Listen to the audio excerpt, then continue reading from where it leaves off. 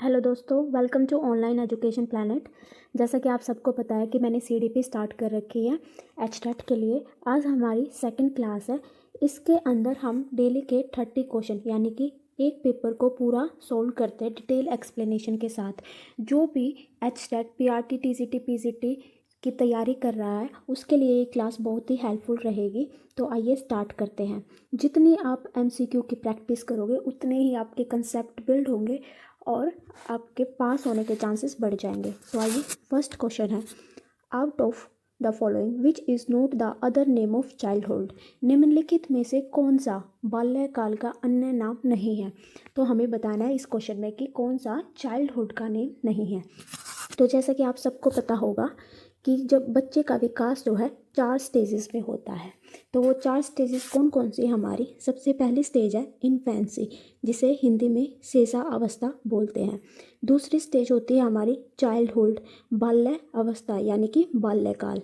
तीसरी स्टेज होती है हमारी अडोलसेंस। क्या होती है? अडोलसेंस, जो होती है किशोर अवस्था। और लास्ट स्टेज होती है हमारी अडल्टहुड। इन चार स्टेजेस के अंतर्गत बच्चों का विकास होता है। और इसमें हमें पूछा है कि चाइल्डहुड का अन्य नेम नहीं है। जो हमारी चाइल्डहुड स्टेज होती है, बाल्यकाल, उसका टाइम पीरियड होता है 2 साल से लेके 12 साल के बच्चे को चाइल्डहुड के अंतर्गत माना जाता है। तो देखो, अब आप कॉमन सेंस से भी क्वेश्चन कर सकते हो। 2 से 12 साल का बच्चा क्या नहीं कर सकता, हमें नहीं बताना है। तो हमारा फर्स्ट ऑप्शन है एलिमेंट्री स्कूल एज। इस दौरान जो है बच्चा 2 से 12 साल का बच्चा स्कूल जाता है, बिल्कुल ठीक है। थर्ड ऑप्शन देखो, प्री गैंग एज। इस मतलब गैंग एज पहले का समूह। प्री गैंग एज हमारी कौन सी होगी? ये 2 साल का, 3 साल का, जिसमें बच्चा समूह नहीं बनाता है, मतलब बनाने की कोशिश करता है। और गैंग एज हो गई हमारी समूह एज, जब बच्चा ग्रुप में रहता है जो। लेकिन हमारा सेकंड ऑप्शन है स्मार्ट एज। इसमें चाइल्डहुड की कोई भी बात नहीं की गई है, ये हमारी एक नेगेटिव टर्म है, तो इसमें नहीं बताना था हमें। तो स्मार्ट एज जो है इसका बिल्कुल ठीक आंसर होगा। नेक्स्ट क्वेश्चन है, What is the approximate IQ range of Mongolism mentally retarded children? Mongolism प्रकार के मानसिक मंदतापूर्ण बालकों का लगभग बुद्धि स्तर प्रसार क्या होता है। तो सबसे पहले हम जानेंगे कि ये मंगोलिज्म क्या होता है। तो ये जो हमारा मंगोलिज्म होता है, इसको एक दूसरे नाम इसका दूसरा नाम क्या है? डाउन सिंड्रोम नाम से भी जाना जाता है। मंगोलिज्म को क्या बोला जाता है? Down syndrome. मंगोलिज्म का अर्थ होता है जिस बच्चे का मानसिक यानी बौद्धिक स्तर में थोड़ी कमी होती है, उसे हम मंगोलिज्म बोलते हैं। और ये जो मंगोलिज्म वर्ड था, ये एक अपमानजनक वर्ड माना जाता था, इसलिए आजकल इसका यूज़ नहीं होता है। इसकी जगह जो यूज़ होता है वो उसे बोलते हैं डाउन सिंड्रोम।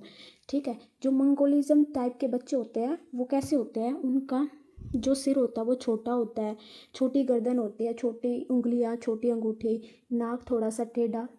तो इस तरह के बच्चे जो होते हैं वो मंगोलिज्म होते हैं। वे मानसिक स्तर पर थोड़ी कमी होती है। और जो उनका आईक्यू लेवल होता है वो कितना होता है उनका? 36 से 51। तो आपको समझ आ गया होगा कि आईक्यू रेंज ऑफ मंगोलिज्म की क्या होती है। जो जिसकी 36 से 51 के बीच में आईक्यू लेवल होता है वो बच्चे मंगोलिज्म यानी डाउन सिंड्रोम कहलाए जाते हैं। नेक्स्ट क्वेश्चन है हमारा, out of the following alternative which does not come under the process of socialization. निम्नलिखित में से कौन सा विकल्प समाजीकरण की प्रक्रिया के अंतर्गत नहीं आता है।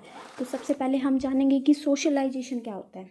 तो ये जो समाजीकरण होता है ये एक ऐसी प्रक्रिया होती है, ऐसा प्रोसेस होता है जिसके द्वारा लोग किसी समाज या संस्कृति के मूल्य व्यवहार को सीखते हैं और अपनाते हैं।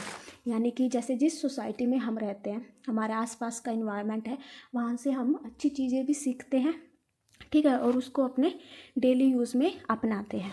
तो आइए जानते हैं कि इसमें सोशलाइजेशन के अंतर्गत कौन सी स्टेटमेंट नहीं आती है। तो नहीं का हमें ध्यान रखना है बिल्कुल से, क्योंकि क्वेश्चन कई बार हमारे गलत हो जाते हैं। फर्स्ट है learning to behave in socially approved a. समाज से हम एक प्रॉपर वे में बिहेव करना सीखते हैं, हम एक दूसरे के साथ कैसा बिहेव करते हैं, ठीक है। तो हमारा फर्स्ट ठीक हो जाएगा। दूसरा हमारा प्लेइंग अप्रूव्ड सोशल रूल। जो भी हमारे सोशल रूल्स होते हैं तो उसके अंतर्गत हम खुद को ढालते हैं। डेवलपमेंट ऑफ सोशल एटीट्यूड्स, सामाजिक प्रवृत्ति का विकास होता है। फोर्थ ऑप्शन है इकोसेंट्रिक बिहेवियर, जो हमारा इकोसेंट्रिक बिहेवियर है वो सोशलाइजेशन नहीं होता है, वो एक आत्म केंद्रित व्यवहार है, यानी कि अपने अंदर का व्यवहार होता है। तो सोशलाइजेशन के में तो हम एक दूसरे से कनेक्ट कर पाते हैं, अपने ज्ञान का आदान प्रदान कर पाते हैं, लेकिन इकोसेंट्रिक बिहेवियर में ऐसा नहीं होता। एक ट्रिक और बता देती हूँ मैं आपको, जिस भी क्वेश्चन में नहीं पूछा जाता ना, तो वो स्टेटमेंट थोड़ा सा नेगेटिव ही उसका आंसर होगा। तो आप इन तीन चारों में से देख सकते हो, जो हमारा ऑप्शन नंबर 4 था वही थोड़ी सी नेगेटिव वाइब्स वहाँ से आ रही है, तो नहीं का हमें बिल्कुल ध्यान रखना है। नेक्स्ट क्वेश्चन है, A type of intelligence which is mostly visible in dancer, athlete, surgeon, etc. is known as what? बुद्धि का एक प्रकार का जो साधारणतः नर्तक, एथलीट, सर्जन इत्यादि में पाया जाता है, क्या कहलाता है? सबसे पहले हम जानेंगे कि इंटेलिजेंस क्या होती है, मतलब बुद्धि क्या होती है। बुद्धि क्या होती है? बुद्धि एक प्रकार की सीखना, किसी चीज़ को अडेप्ट करना, या फिर कैसे हम समस्याओं को हल कर सकते हैं, इसकी क्षमता होती है हमारे अंतर्गत। तो जैसे कोई भी मुश्किल सिचुएशन है उसमें हम कैसे डील कर सकते हैं, ये हमारे किसके ऊपर, हमारी इंटेलिजेंस के ऊपर निर्भर करता है। तो बहुत से साइंटिस्ट ने इसकी थ्योरी दी है। तो इनकी थ्योरी था जो ये इस क्वेश्चन में बात की गई है, वो कौन सी इंटेलिजेंस की बात की गई है? एक मिनट गाइस, इसके अंतर्गत बात की गई है थ्योरी ऑफ मल्टीपल इंटेलिजेंस। ये कौन सी थ्योरी है? Theory of multiple intelligence. इसके अंतर्गत थ्योरी ऑफ मल्टीपल इंटेलिजेंस की बात की गई है, जो किसने दी थी? जिसको नाम दिया था होवर्ड गार्डनर के द्वारा ये थ्योरी दी गई थी। तो आपको नाम भी याद करना है और ये भी याद रखना है कि किसने दी थी। तो ये होवर्ड गार्डनर द्वारा दी गई थी। इसने 8 टाइप की इंटेलिजेंस बताई थी। उसमें से एक टाइप ये था कि जिसमें डांस कर सकते हैं, एथलीट्स कर सकते हैं, या सर्जन कुछ काम कर सकते हैं, मतलब जिसके अंतर्गत फिजिकल एक्टिविटी इन्वॉल्व होती है, उस इंटेलिजेंस का हमारा नाम होता है बोडली काइनेस्थेटिक इंटेलिजेंस। जैसे नाम से ही शो होता है कि इसके अंतर्गत हम जो है, जिसके अंतर्गत हमारी बॉडी मूवमेंट होती है, शारीरिक गति होती है, वो किस किस चीज़ में हो सकती है? डांस में, एथलीट्स में, सर्जन में, एक्सेट्रा। यानी कि फर्स्ट ऑप्शन हमारा बिल्कुल करेक्ट हो जाएगा। नेक्स्ट पे चलते हैं। Which of the following is not an element of emotional intelligence? निम्न में से कौन सा संवेगात्मक बुद्धि का तत्व नहीं है? तो इमोशन क्या होता है? इमोशन क्या होती है? ये हमारे एक मेंटल स्टेट होते हैं, जिसके अंतर्गत इमोशन कौन कौन से होते हैं? जैसे हमें किसी से डर लग रहा है, किसी से गुस्सा है, किसी से प्यार है, तो ये हमारे इमोशन होते हैं। तो इमोशनल इंटेलिजेंस क्या होगी? किसी व्यक्ति की स्वयं की भावना और दूसरी की भावना को पहचानना या फिर नियंत्रण कर सके, वो हमारी इमोशनली इंटेलिजेंस होगी। तो देखो इस क्वेश्चन में भी नहीं है, यानी कि जो नेगेटिव होगा हमें वो बताना है, कौन सा इमोशन इंटेलिजेंस से नहीं जुड़ा है। सबसे पहले देखो इंटरप्रेन्योरियल कॉम्पिटेंस, तो ये तो कुछ इमोशन से नहीं जुड़ा है। उद्यमी सामर्थ्यता, दूसरा हमारा सेल्फ मोटिवेशन भी, एम्पैथी और हैंडलिंग रिलेशनशिप, ये तीनों जो है इमोशनली इंटेलिजेंस से रिलेटेड है। लेकिन जो हमारा ऑप्शन नंबर फर्स्ट है, इसका इमोशन से कोई भी रिलेशन नहीं है। तो नेक्स्ट है,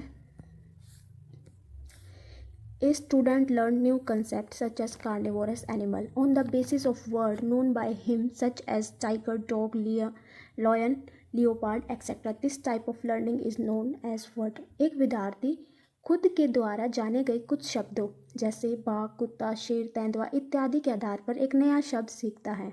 मांसाहारी पशु, इस प्रकार के सीखने को क्या कहा जाता है? यानी कि इस क्वेश्चन में दिया गया है कि पहले से वो कुछ जानता है, यानी पहले से वो इन पशुओं के नाम जानता है, जैसे बाघ, कुत्ता, शेर और तेंदुआ। उसके आधार पर उसने सीखा कि ये जो पशु है ये मांसाहारी पशु है।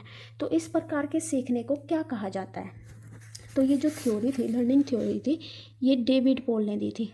किसने दी थी? आपको नाम भी याद करना है। यानी कि ये जो डेविड पॉल ने थ्योरी दी थी, जिसका नाम था लर्निंग थ्योरी। ठीक है, ये डेविड पॉल की लर्निंग थ्योरी थी और इसके अंतर्गत इसने सुपर ऑर्डिनेट लर्निंग का एक टाइप बताया था, जिसे महाकोटि सीखना बोला जाता है, ऑप्शन नंबर 4। यानी इसके अंतर्गत इसने ये बताया था कि जब भी हम कोई भी नया कंसेप्ट सीखते हैं, उससे पहले जो हमें पहले ज्ञात होता है उस पर निर्माण करके हम नई जानकारी प्राप्त करते हैं। जैसे पहले हमें पता था कि बाघ, कुत्ता, शेर, तेंदुआ ये पशु होते हैं, तो फिर इसके ही आधार पर हमें पता चला कि ये मांस खाते हैं, इसलिए मांसाहारी पशु होते हैं। यानी कि पुराने ज्ञान के आधार पर नया ज्ञान जो हम प्राप्त करते हैं उसे सुपर ऑर्डिनेट लर्निंग बोलते हैं, यानी महाकोटि सीखना। यानी ऑप्शन नंबर 4 जो है बिल्कुल ठीक हो जाएगा। और ये किसने दिया था? डेविड पॉल की लर्निंग थ्योरी में। नेक्स्ट क्वेश्चन है, एक मिनट गाइस, नेक्स्ट इसकी PDF मैं अपने टेलीग्राम चैनल पर डाल दूंगी, आंसर टिक करके आप वहाँ से दोबारा रिवाइज कर सकते हो। नेक्स्ट है हमारा, out of the following which is not the type of group non verbal intelligence test. निम्नलिखित में से कौन सा सामूहिक अशाब्दिक बुद्धि परीक्षण नहीं है? तो सबसे पहले हम जानेंगे कि ये नॉन वर्बल इंटेलिजेंस टेस्ट क्या होता है।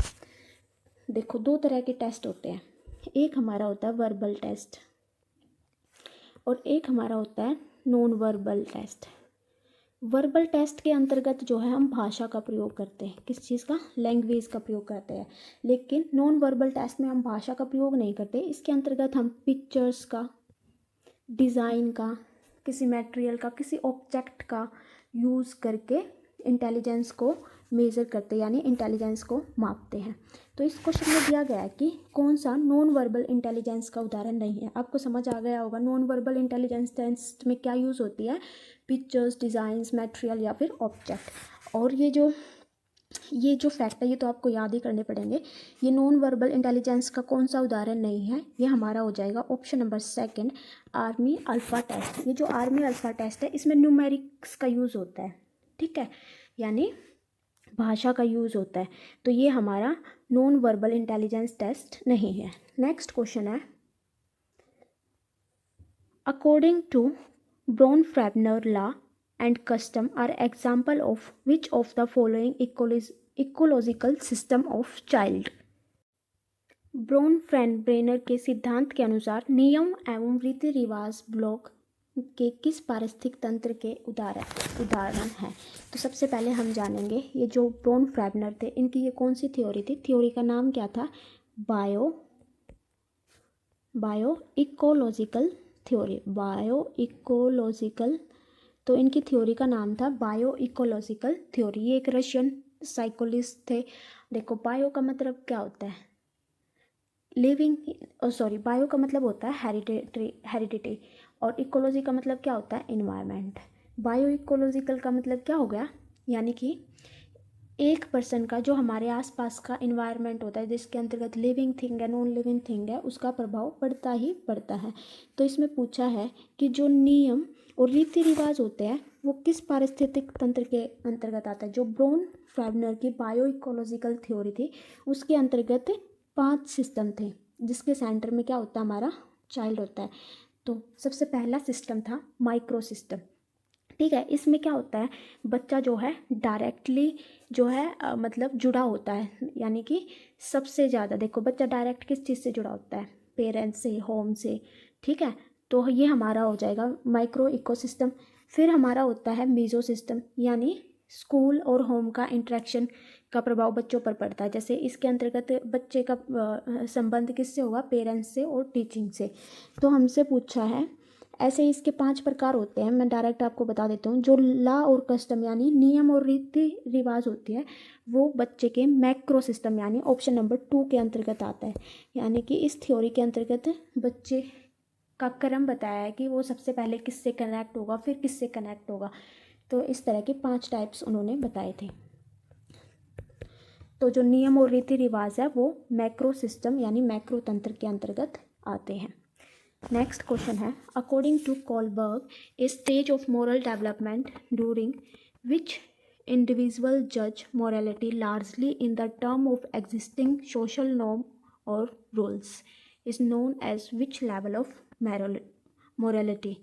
कोलबर्ग के अनुसार नैतिक विकास की एक ऐसी अवस्था जिसमें कोई व्यक्ति अपनी नैतिकता को वर्तमान में प्रचलित सामाजिक मानदंडों अथवा नियम के अनुरूप आंकता है, तो वो कौन सी अवस्था के अंतर्गत आता है?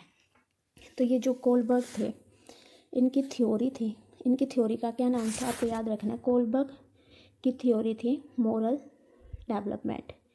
कोलबर्ग का मॉरल डेवलपमेंट थ्योरी थी। इसके अंतर्गत जो है इसने 3 लेवल बताए थे, 3 लेवल बताए थे। पूछ लेते हैं कि मॉरल डेवलपमेंट में कितने लेवल की बात की गई है, और 6 स्टेजेस की बात जो है कोलबर्ग ने की है। तो जिसके अंतर्गत क्या होता है, नैतिक विकास की एक ऐसी अवस्था जिसमें कोई व्यक्ति अपनी, यानी कि एक ऐसी सोसाइटी जिसमें मतलब इंसान जो है अच्छा बना रहता है, यानी कि अगर सोसाइटी में कुछ गलत भी हो रहा है तो वो उसके खिलाफ नहीं बोलेगा, क्योंकि उसे सोसाइटी के सामने अच्छा बनना है। तो ये जो सिचुएशन होती है ये कन्वेंशनल के अंतर्गत होने, यानी नैतिकता का परंपरागत स्तर के अंतर्गत ये सिचुएशन होती है। तो ये कौन सी लेवल की मोरालिटी है, कन्वेंशनल लेवल ऑफ मोरालिटी। यानी कि कन्वेंशनल लेवल ऑफ मोरालिटी के अंतर्गत मतलब इंसान जो है जैसा सोसाइटी को अच्छा लगता है वैसा बनने की कोशिश करता है। नेक्स्ट क्वेश्चन है, which is not the cause of delinquency. बाल अपराध का कारण नहीं है। देखो ये तो आप खुद से भी कर सकते हो। बाल अपराध मतलब बच्चा अपराधी कब नहीं बनता है, जब उसमें शारीरिक दोष हो तो बच्चे उसे चिढ़ाने विढ़ाने लग जाते हैं, उससे वो बन सकता है। गरीबी से भी बच्चा बन सकता है, या फिर कहीं पे उसको असफलता मिली है तब भी वो बाल अपराध का एक कारण बन सकता है। लेकिन जब उसे प्रॉपर होम इन्वायरमेंट मिला हो, यानी उचित घरेलू वातावरण मिलता है, तो बच्चे के कम चांसेस होते हैं कि वो कोई अपराध करे। यानी कि ऑप्शन नंबर हमारा 4 इसका जो है आंसर हो जाएगा। नेक्स्ट है, out of the following which is not related with the cognition. निम्नलिखित में से कौन सा संज्ञान से संबंधित नहीं है।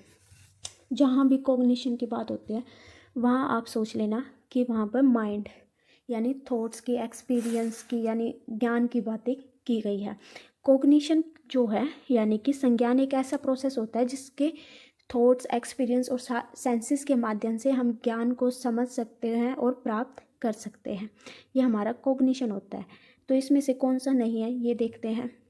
परसेप्शन है, थिंकिंग भी है। वॉकिंग का कॉग्निशन से यानी ज्ञान वगैरह से कोई भी रिलेशन नहीं है, तो इसमें हमें नहीं बताना था। तो ऑप्शन नंबर हमारा 3 बिल्कुल करेक्ट हो जाएगा।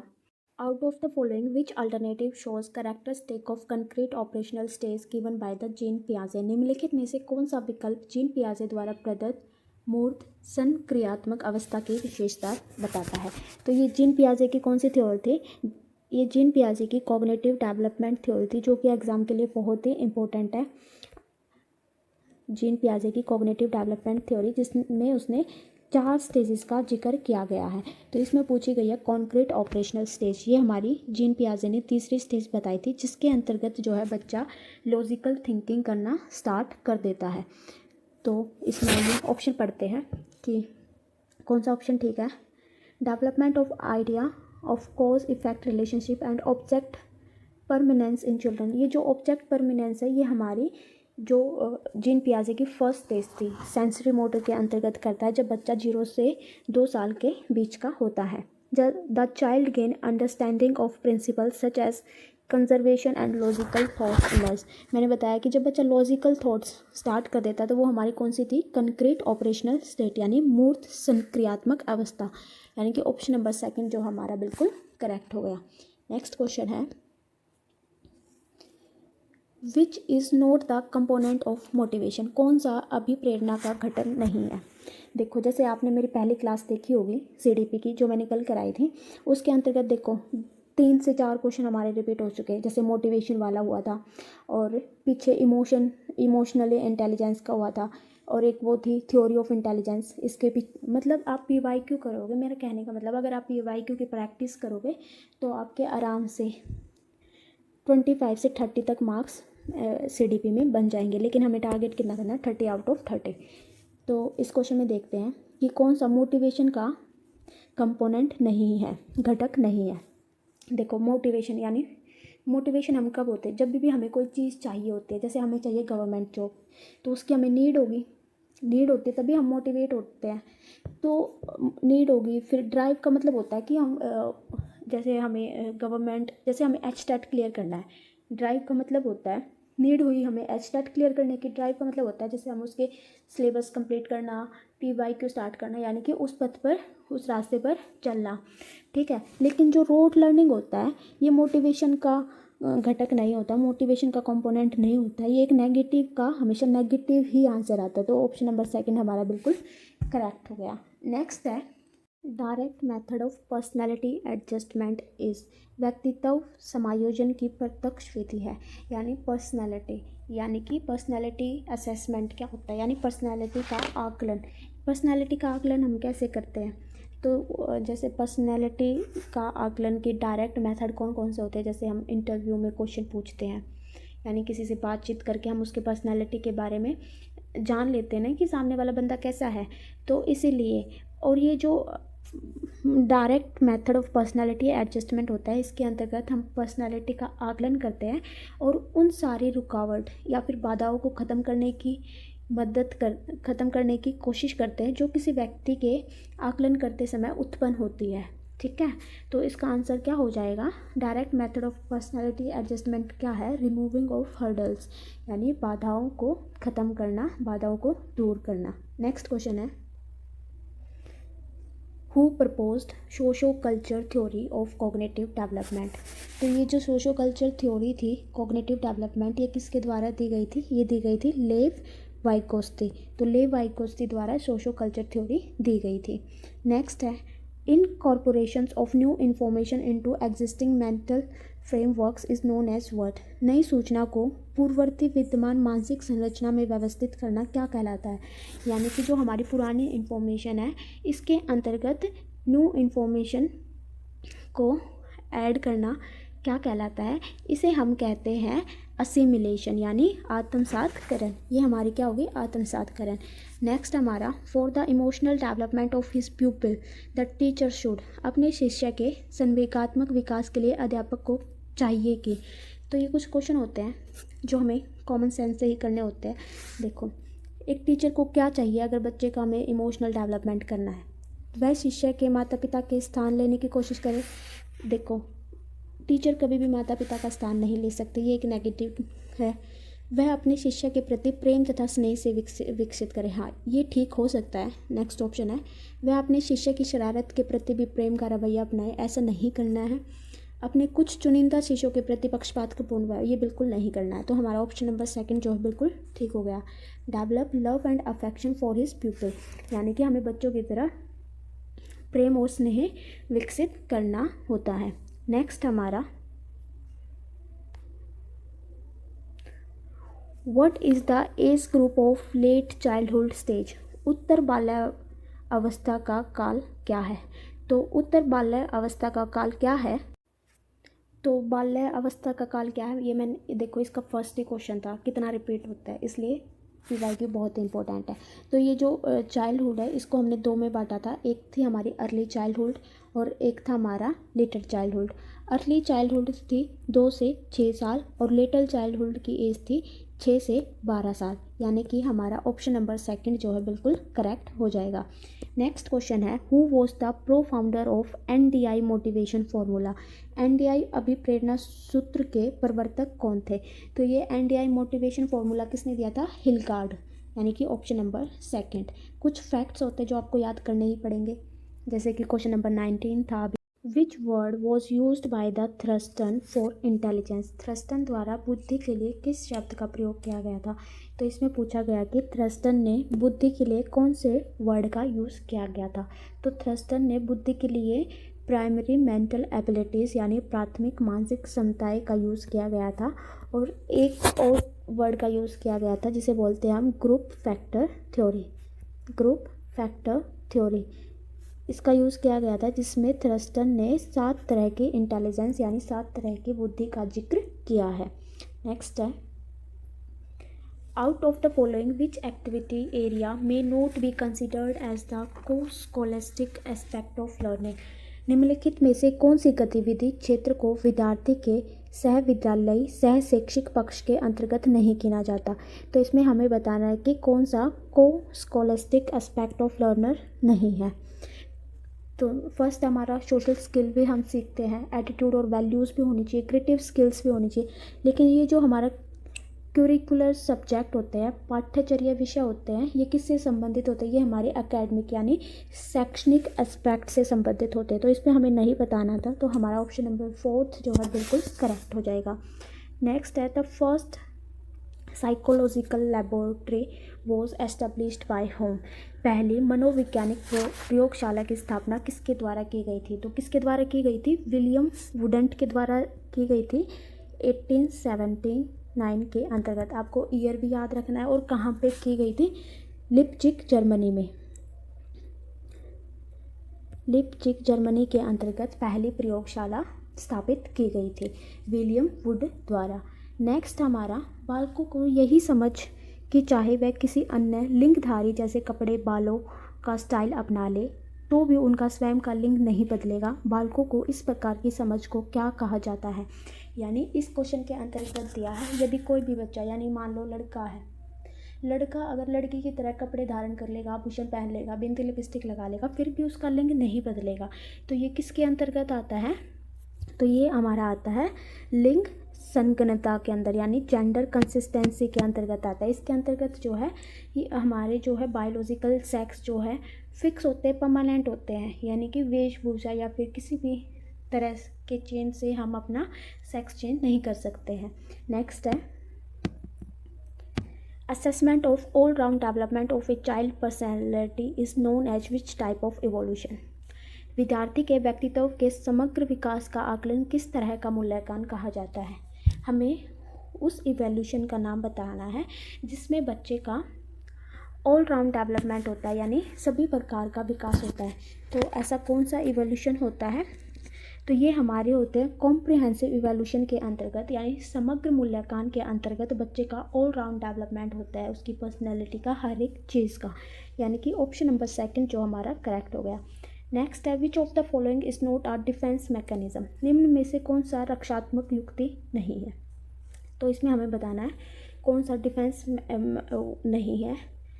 तो ये डिफेंस मैकेनिज्म, ये जो डिफेंस मैकेनिज्म था ये किसके द्वारा दिए गए थे? ये सिगमंड फ्रूड द्वारा दिए गए थे। किसके द्वारा दिए गए थे? सिगमंड फ्रूड द्वारा जो है 9 तरह के डिफेंस मैकेनिज्म दिए गए थे और उसके अंतर्गत जो है एसोसिएशन यानी सहचार्य की बात नहीं की गई थी। तो हमें नोट बताना था जो डिफेंस मैकेनिज्म है वो किसके द्वारा दिए गए थे? Sigmund Freud. आपको याद रखना कितने टाइप्स के? 9 टाइप्स के, और उसके अंतर्गत एसोसिएशन की बात नहीं है। नेक्स्ट है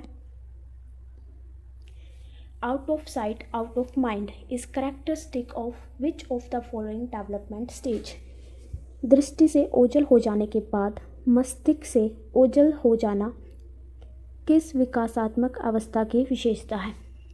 तो ये जो है जीन पियाजे की थ्योरी थी हमारी कॉग्निटिव डेवलपमेंट, उसके अंतर्गत ये बात की गई है सेंसरी मोटर स्टेज के अंतर्गत, जिसे हम क्या बोलते हैं? ऑब्जेक्ट परमानेंस भी कहा जाता है। यानी इसके अंतर्गत होता है दृष्टि से ओझल हो जाने के बाद भी मस्तिष्क से ओझल हो जाना, यानी कि जैसे कोई छोटा बच्चा होता है किसी टॉय की ज़्यादा जिद करता है, अगर हम उससे छुपा भी देते हैं तब भी वो अस्तित्व में रहता है। ये हमारे इसको हम क्या बोलते हैं? Object permanence.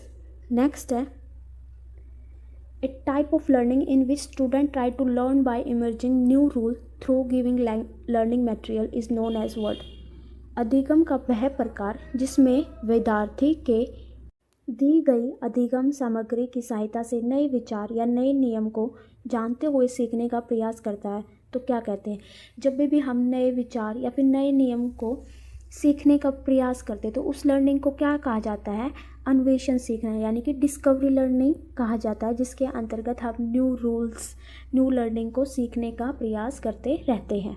नेक्स्ट है out of the following which is the 4th level of Taylor level theory of creativity. यानी जो थ्योरी ऑफ क्रिएटिविटी है किसके द्वारा दी गई है? टेलर के द्वारा। तो इसका हमें बताना है कि 4th लेवल कौन सा है। टेलर की जो थ्योरी है थ्योरी ऑफ क्रिएटिविटी, इसके अंतर्गत 5 लेवल दिए गए हैं। ठीक है, हमारा 4th लेवल कौन सा है? 4th लेवल है हमारा इनोवेटिव क्रिएटिविटी, यानी अभिनव सृजनात्मक। इसके अंतर्गत हमें 4th लेवल पूछा था, तो वो हमारा क्या होगा? Innovative creativity. इनोवेटिव क्रिएटिविटी क्या होता है? जिसके अंतर्गत हम न्यू आइडिया या फिर न्यू प्रिंसिपल को डेवलप करते हैं। नेक्स्ट है out of the following which is not the other name of adolescence. निम्नलिखित में से कौन सा किशोर अवस्था का अन्य नाम नहीं है। तो आइए देखते हैं किशोर अवस्था का। Transitional period of childhood and adulthood, जो हमारी किशोर अवस्था होती है ये चाइल्डहुड और अडल्टहुड में एक ब्रिज का काम करती है, बिल्कुल ठीक है, हमें नहीं बताना है। ये एक प्रॉब्लम एज है, बिल्कुल ठीक है। Stage of stress, strain and storm, ये भी ठीक है। लेकिन स्मार्ट एज जो है एडोलसेंस से नहीं, कोई भी इसका रिलेशन नहीं है। तो हमारा ऑप्शन नंबर 4 जो है बिल्कुल करेक्ट हो जाएगा। नेक्स्ट है, एक minute guys, option number 4। Next है characteristic of good adjustment is. अच्छे समायोजन की विशेषता क्या है। हम अच्छे समायोजन यानी अच्छे से एडजस्ट का हमें घटक पूछा कौन सा होता है। टॉलरेंस, सहन करना, सहनशीलता है हमारे अंदर, तो ये हमारी एक गुड एडजस्टमेंट का घटक है यानी कैरेक्टरिस्टिक है। अगर आपको वीडियो पसंद आए तो please like and subscribe. Thank you so much. ये सीरीज़ बिल्कुल मैं कंप्लीट कराऊंगी। ये टीजीटी से मैंने स्टार्ट किया है, इसके बाद हम पीजीटी करेंगे, फिर पीआरटी करेंगे। आपको एग्ज़ाम में बिल्कुल भी प्रॉब्लम नहीं होगी। आप एमसीक्यू या पीवाईक्यू की सहायता से ही 28 से 30 नंबर अपना कंप्लीट कर लोगे सीडीपी के अंदर। अगर आपको क्लास पसंद आए तो please like and subscribe. Thank you so much.